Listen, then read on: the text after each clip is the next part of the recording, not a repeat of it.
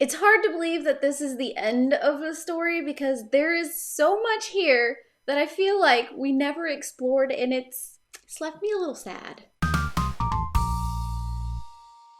Hi guys, it's April, and I'm gonna do this review the same way I do all of my other reviews. I'm gonna have the non-spoilery section up front, followed by the spoiled filled dump afterwards, in case you don't want to spoil yourself. But because this is the last book in a series, there are going to be spoilers. There's probably going to be a lot of spoilers, but I will try to keep the spoilage away from the ending of this. Because, yes, I want to talk about Girl from the Other Side, Volume 11. I have some thoughts.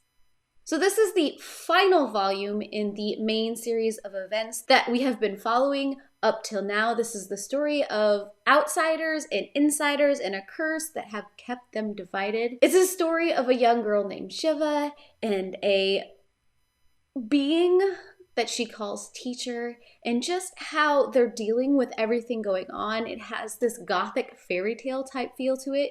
You have a lot of hard things happening on the backdrop of this very innocent relationship that just, it feels like that fairy tale that you pick up when you're young, the Grimm's fairy tale, that you know that there's something bad and gory and gross and deep and dark that's gonna happen, but at the same time, you've got these two very innocent characters, and it just creates this dynamic that sometimes is very hard to watch as things unfold. Here, this final volume, we get the, I don't want to say conclusion because it's not really a conclusion. It does the thing that manga seem to do all the time. It leaves things very open-ended. You have this whole storyline between teacher and Shiva where we're following their progression as they're starting to understand who and what they are. Here we get those answers, but at the same time, there are so many other questions that we started to dive into within the story that we don't really get any answers to. And I think that is my biggest thing with this volume. I was wondering, because it's only so big, there's only so many pages, and the way that this story is written, the way that Nagabe always tells story and shows story, I couldn't imagine that we would have gotten a very conclusive end. And we did get some of that nicely wrapped up, and you get that bittersweet, heartwarming moments. But there's also so many storylines that we started to dive into within this series that we're never going to get answers to. And I know that is a common thing, especially within manga, but with what we were doing here and how we were telling the story and all the things we were doing, I wanted more. I still love this. I still love the art style. I still love the darkness that all of this brings.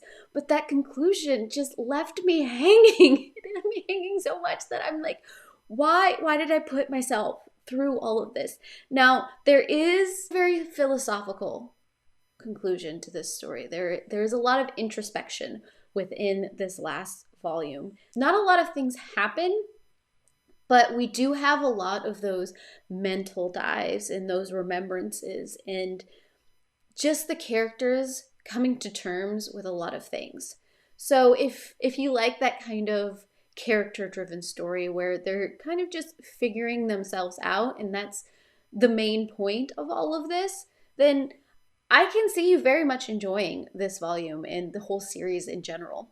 But as a human being who loves a good mystery and solving mysteries and finding out why and when and how and what, there were a few questions that I still had in all of this. I still highly recommend that you read the series because it does a lot of looking into humanity and what all of that means. But be warned, it could leave you sitting and percolating on things in your mind and trying to put pieces together that never really got finished. So this is the point in the review in which I'm going to switch over into the more spoiled-filled section. So if you don't want to spoil yourself, I highly recommend that you go and read this last volume and come back and we can talk, because there are so many things. And I'm going to start out with the fact that yes, this wasn't a very conclusive ending. We kind of ended up back where we started. We have Shiva and Teacher once again just kind of living off in the middle of nowhere. There'll probably be an end that is heart-wrenching at some point, because while they are two halves of almost the same whole, there's still this division that they're still trying to figure out. And Teacher might not be able to continue without his soul that is now Shiva, which is inside of a dark one. They can exist for longer than they could have without each other. And there's this whole beautiful moment within this final volume in which we're thinking about humans and how we all have an inner and an outer, and they don't always get along. We have the flesh and we've got the soul. And they don't necessarily want to follow the same paths all the time. And sometimes we create walls and divisions between that so that one is maybe driving more than the other. And eventually that tears us apart. And I think that's the whole point of all of this. It's an outward appearance of the inward struggle that we all go through. And that's beautiful and wonderful, especially since this is very much in that fairy tale realm, and a lot of fairy tales are written for that very purpose of us looking at human nature and what we do to ourselves and how we can be better. And that does this.